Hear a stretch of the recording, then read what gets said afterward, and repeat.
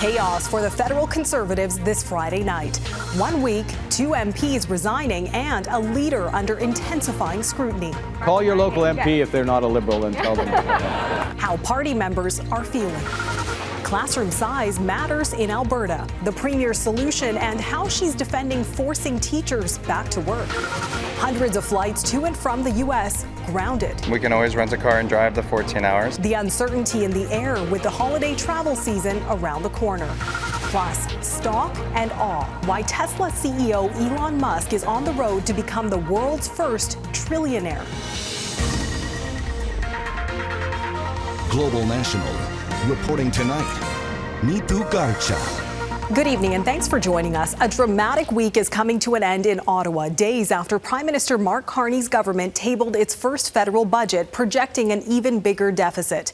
But tonight, it's not the governing Liberals under the microscope, it's the official opposition. The Conservative Party is in turmoil after 2 MPs announced they're leaving the party this week, one of them crossing the floor to join the Liberals. As David Akin reports in our top story, that's raising questions over the Tories' ability to vote against Carney's budget and their trajectory under Pierre Poilievre's leadership. Prime Minister Mark Carney headed to Toronto on the last day of a busy week to sell the budget his government tabled Tuesday. We estimate that the budget, measures in the budget, will help unleash over $1 trillion in investment over the next 5 years. And that alone will increase our GDP by 3.5%. A few blocks away, at the very same time, the opposition leader was making the case against the budget. This promise-breaking budget by Mark Carney is the single most expensive for Canadians who will be paying the price. But some of Pierre Poilievre's own MPs have been making the case against his leadership. On Wednesday, one of his MPs, Chris D'Entremont, crossed the floor to join the Liberals. And on Thursday, another one, Edmonton MP Matt Genereux, said he would quit the House altogether, though not until next spring. Those shifts make it even harder for the opposition to defeat the minority Liberals on a confidence vote. Mr. Bruson, Mr. Leblanc. Indeed, the Liberals handily won a confidence vote Thursday Mr. McGuinty. and again Friday on the budget. Even though Genereux is still a Conservative MP, he did not cast a vote Thursday or Friday, and he has refused to say if he will vote on the budget's final confidence vote on Monday, November the 17th. In the meantime, Liberals, including the Prime Minister himself, were talking to an unknown number of Conservatives all week and may do so again next week to convince more MPs to quit on Poilievre. The Liberals need just 2 more MPs on their side to turn their minority government to a majority.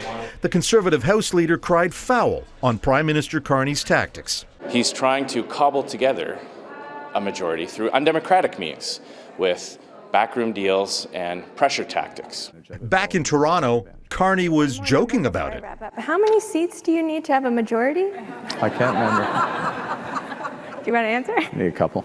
Just a couple. Just All right. a couple. Yeah. Thank you very much, Prime Minister. So call your local MP if they're not a Liberal and tell them.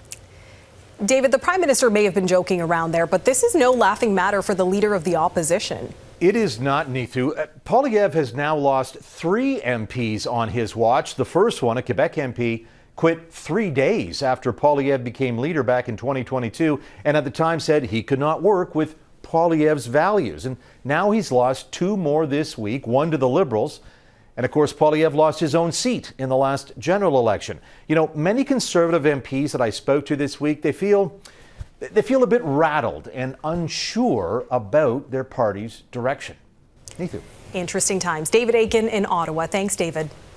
A surprising sign of strength today for the Canadian economy. Statistics Canada reports 67,000 jobs were added in October, significantly more than analysts were expecting. Touria Izri breaks down the numbers and their possible impact. Let's go, Blue Jays! Let's go! For a country that still has baseball on the mind, this sports metaphor may help explain last month's hiring burst. Canada's job market hit a double in October because we've seen these back-to-back job gains in September and October, but also that it's not a home run. Still, like the Jays, Canada's job gains exceeded expectations. The unemployment rate fell to 6.9% in October, down from 7.1% the month prior, offsetting losses in the summer and pointing to resilience in the face of the trade war. The gains have been largely in part-time employment this past month, but still, I think that's good news all around here. The retail sector saw the biggest growth, adding 41,000 positions, followed by transportation and warehousing with 30,000, while youth unemployment dropped for the first time since February, dipping to 14.2% after hitting 14.7% in September, a 15-year high not including the pandemic. Good news was in an interview with the West Bloc, the finance minister says the federal government's playbook is working. I think these numbers, if they're an indication of what's to come, I think it should give confidence to people. Ontario, which has been hit hard by the tariffs, led growth provincially with 55,000 new jobs. Despite the surprise gains, the trade war is still sideswiping the country from east to west. This week, the company West Fraser Timber announced it's shutting down a mill in the BC interior, impacting more than 160 employees. There won't be a business that's not affected by this many job losses, as well as families that will now have to decide if they can even stay in our community. Prolonged uncertainty as the Bank of Canada prepares to make its last interest rate announcement of the year next month. Touria Izri, Global News, Montreal. Nova Scotia Premier Tim Houston is speaking out against reports of judges prohibiting courtroom staff from wearing Remembrance Day poppies on the basis that they are political statements. On social media, Houston called it disgusting, saying if necessary, he will introduce legislation ensuring workers' rights to wear poppies ahead of Remembrance Day. The Nova Scotia court says staff who wish to wear one are advised to speak to the presiding judge first, but they're expected not to wear symbols of support to maintain court neutrality. Coming up a little later, recognizing Indigenous veterans, we look at the push to get them the support they need after service. Alberta's premier says it's up to voters to decide if her government made the right move to send teachers back to classrooms last week. Danielle Smith's Back to Work bill ended the teacher strike by imposing a 4-year contract. As Heather-Yourex West explains, she's standing by her government's decision despite backlash.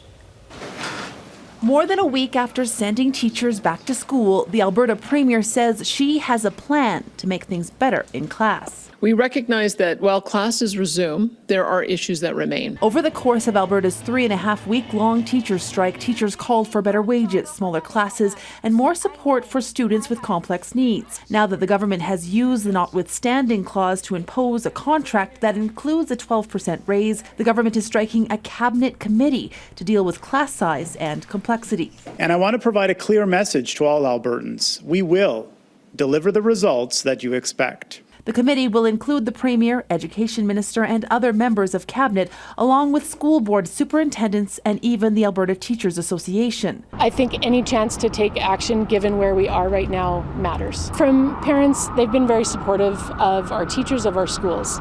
They also want the best outcomes for their children, and so do we. But the Alberta Teachers Association has not given up its labour fight, launching a constitutional challenge in court this week over the province's use of the notwithstanding clause. Our message to the government is simple. You may silence teachers in the legislature with Bill 2, but you cannot silence them in the courts. What the ATA is trying to argue is actually something before the Supreme Court of Canada.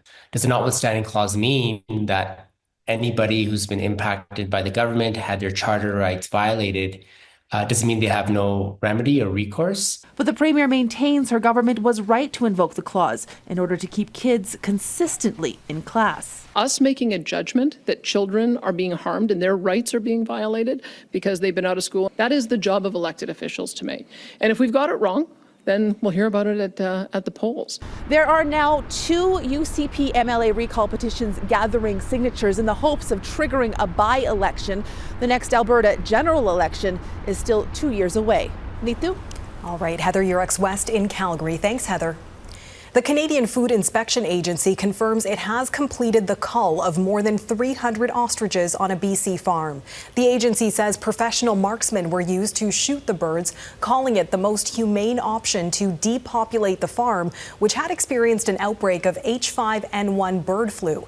The latest legal roadblock to the cull was lifted yesterday when the Supreme Court of Canada declined to hear the farm owner's final appeal. In Washington, the U.S. Senate is set to vote on a revised short-term funding bill to end what's now the country's longest government shutdown. But it remains unclear whether Democrats and Republicans can finally end the deadlock. For now, the shutdown has forced U.S. aviation officials to begin slashing hundreds of flights from major airports across the country. Candace Cole looks at the impact. Flight cancellations began early Friday morning across 40 of the country's busiest airports, a directive from the Trump administration that's made some rethink their travel plans.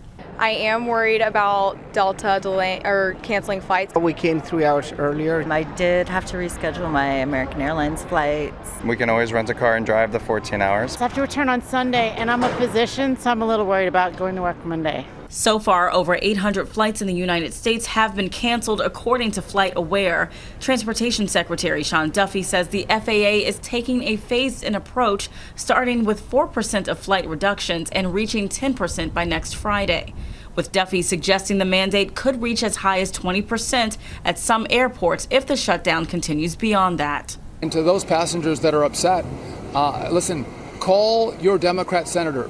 Duffy announced earlier this week that flights would be reduced to alleviate pressure on air traffic controllers and security screening agents who've been working without pay. As the shutdown drags on, workers have been calling in sick, causing massive delays across airports and forcing some to close temporarily. We have to take preemptive action to meet our obligation. First one is keep the airspace safe. Duffy says international flights will not be impacted, but travelers flying into the U.S. could face delays or possible cancellations on connecting flights. Travelers are advised to double-check their flight status before heading to the airport. Both United and American Airlines say they've been able to successfully rebook about 80% of their passengers impacted by these flight cuts. Both of those airlines, along with Delta, say they will issue refunds to any passengers who choose not to fly at this time. But experts say that might not be so easy to keep up with if cancellations stretch into the holiday season, which is supposed to begin in about 3 weeks with American Thanksgiving. Neetu? Okay, Candace Cole at Reagan National Airport. Thanks, Candace. The U.S. says it carried out another lethal strike on another alleged drug boat. Defense Secretary Pete Hegseth claims the vessel was involved in illicit drug trafficking in the Caribbean, but did not provide evidence. 3 people with alleged links to terrorism died. Since early September, the U.S. has launched 17 strikes on boats, killing at least 70 people. The rich just get richer. Coming up, why Elon Musk is set to become the world's first trillionaire. Tesla CEO Elon Musk has won shareholder approval for a record-breaking pay package that could reach $1 trillion. The vote marks one of the largest executive compensation plans ever seen. It means Musk, already the world's richest man, has been handed the chance to become the world's first trillionaire. Ann Gaviola reports on his controversial path and what the decision could mean for Tesla's future. Love him or hate him, Elon Musk boldly goes where others don't dare. In space, he created so many different great things. Inserting himself into politics. As you can see, I'm not just MAGA, I'm dark MAGA. And social media, with his takeover and rebrand of Twitter as X. He's had just as many failures as he has had successes. His latest success, convincing 75% of Tesla shareholders to approve a record $1 trillion pay package. $1 million is a big pile of cash, the equivalent of nearly a century of work for the average human. $1 billion is a hefty pile and the number of stars in our Milky Way galaxy. $1 trillion, one with 12 zeros. Think of it as row upon row of bills, filling a football field completely. The monster payout is contingent on Tesla's autonomous vehicles, robo-taxis, and humanoid robots all seeing incredible success. profit needs to skyrocket along with Tesla stock. The fact that 1 in 4 shareholders wanted to go in another direction, I think, is telling. There was some concern that Elon Musk might quit as CEO if he didn't get what he wanted. An endorsement of Elon's ability to steer the EV maker even as sales and profit tumble. It was a referendum on the very future of technology.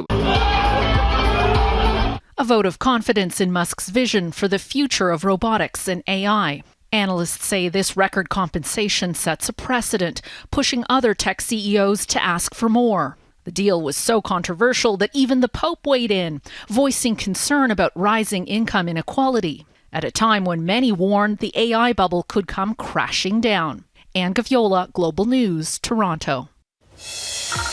That we don't know where the remaining 250,000 people are. Ahead, the distressing signs of violence with shaky truce talks in Sudan. The UN is calling for outside countries to stop funding the war in Sudan. The push comes in the wake of reports that a humanitarian truce is in the works, but not all sides are on board. Redmond Shannon reports on the shaky negotiations and the increased evidence of atrocities on the ground. And a warning, this report contains distressing details. Some of the relatively lucky people who managed to flee El Fasher before it was captured. Juma describes how the paramilitary RSF fighters relentlessly beat men when they took the city. She says those who survived the beatings were shot, adding that she thinks thousands were killed. New satellite images appear to show the burning of what look like piles of bodies and the shutting of escape routes from what was the Sudanese army's last stronghold in Darfur.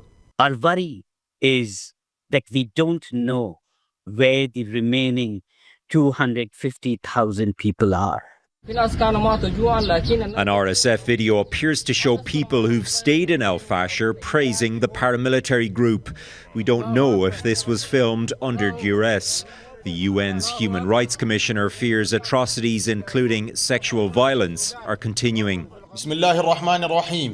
Even as the RSF says it has agreed to a humanitarian truce, a plan brokered by the US and the RSF's alleged backer, the United Arab Emirates, along with the main backers of the opposing armed forces, Saudi Arabia and Egypt.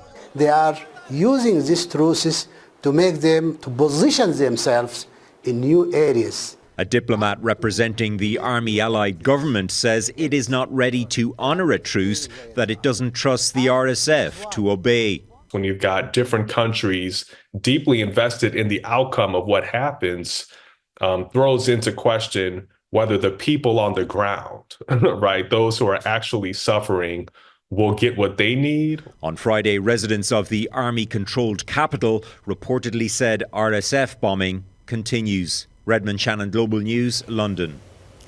A teenage boy is accused of a mosque attack at a high school in Indonesia. Witnesses reported hearing 2 explosions during Friday prayers. At least 54 people were injured, mostly students.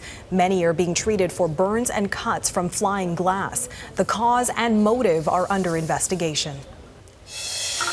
This is more than a job for me, it's a calling. Next, the drive to support Indigenous veterans after their service. Tomorrow is a special day for Indigenous veterans in this country. November 8th honors their heroic sacrifices and celebrates the lasting impact they've had on Canada's military legacy. It's also a time to reflect on the ongoing journey toward reconciliation and healing. Marty Blunt reports on the drive to pave a path forward.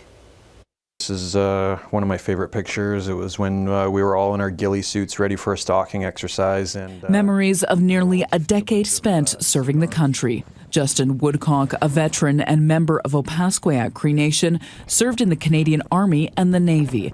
This was a coin presented to me by the Minister of Veteran Affairs. After leaving the military in 2017, Woodcock decided to focus on giving back. I started losing friends to PTSD and substance use related to their service-related injuries, and I wanted to do something about it.